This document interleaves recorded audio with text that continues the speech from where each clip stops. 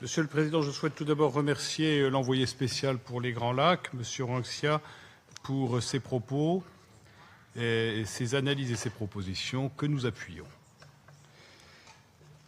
Lors de notre dernière réunion semestrielle, la directrice exécutive de l'UNICEF, Mme Catherine Russell, avait exposé l'impact dramatique de ce conflit sur les populations civiles, en particulier les enfants. Ces exactions se poursuivent. Nous ne pouvons nous y résoudre. En avril, nous avions également écouté le ministre des Affaires étrangères de l'Angola, M. Tete Antonio, présenter au titre de la présidence angolaise de l'Union africaine les efforts régionaux de paix. Nous saluons la poursuite de cette médiation au travers de l'implication du Togo et remercions les présidents João Lourenço et Faure Gnassingbé pour ces efforts. La France salue leur rôle, ainsi que celui de l'Union africaine et des organisations sous-régionales dont l'association au processus de Washington et Doha est fondamentale. Les efforts des États-Unis et du Qatar ont abouti à des accords qui doivent maintenant être appliqués effectivement sur le terrain. Le processus de Luanda avait établi les bases opérationnelles d'un plan harmonisé sur la neutralisation des FDLR et le retrait des forces rwandaises. La reprise de ce plan dans le cadre de l'accord de Washington rappelle le caractère incontournable des contributions régionales. Outre l'attachement de la France au respect de la souveraineté et de l'intégrité territoriale de la République démocratique du Congo, j'insisterai aujourd'hui sur 3 priorités au regard de l'exposé de M. l'envoyé spécial.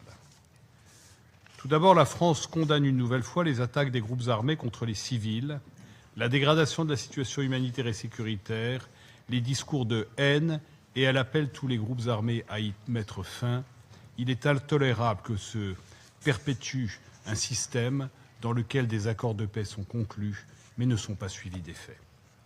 La résurgence des attaques perpétrées contre les populations civiles par les groupes armés, notamment le M23 et les forces démocratiques de libération du Rwanda, contribue à la dégradation d'une situation humanitaire déjà catastrophique.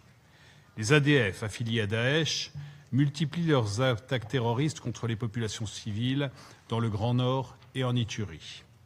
Dans le sud Kivu, le M23 fait peser un risque d'encerclement sur Uriva, à la frontière avec le Burundi. La France appelle à ce que les discours de haine cessent, notamment ceux propagés par certains éléments des Wazalando. La mission de protection des civils de la MONUSCO joue un rôle déterminant.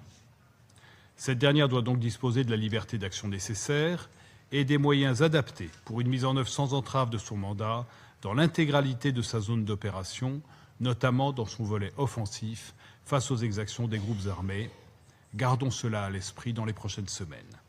Des progrès immédiats doivent être réalisés afin d'améliorer les accès humanitaires, lever les entraves pesant sur la MONUSCO, notamment sur la relève de ses contingents, et lever les restrictions qui leur sont imposées, ainsi que permettre la réhabilitation des aéroports de Goma et de Bukavu. Je le réitère, la France soutient les médiations en cours et appelle à des efforts renouvelés pour les traduire en résultats concrets avec la cessation immédiate des hostilités.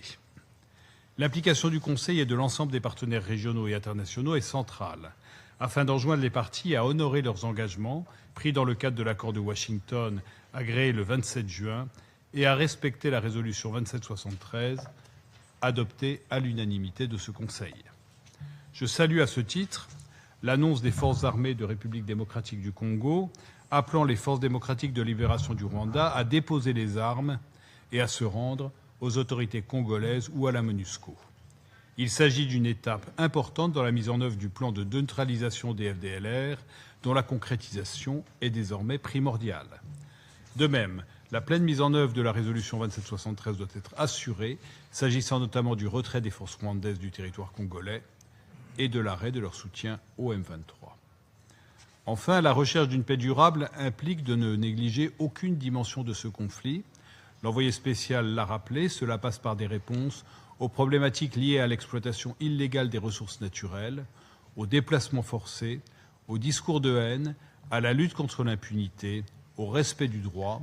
Nous soutenons le travail des Nations Unies dans ce sens, ainsi que la contribution des sociétés civiles et les pistes ouvertes par l'accord de Washington. Monsieur le Président, après des décennies de conflits, il est urgent que les belligérants répondent aux attentes des populations en vue de parvenir à la paix, à la sécurité et à la stabilité dans la région des Grands Lacs. Le Conseil doit appuyer résolument les efforts pour cesser les combats, trouver une solution politique, garantir le respect de la souveraineté et de l'intégrité territoriale de la République démocratique du Congo et répondre à l'urgence humanitaire.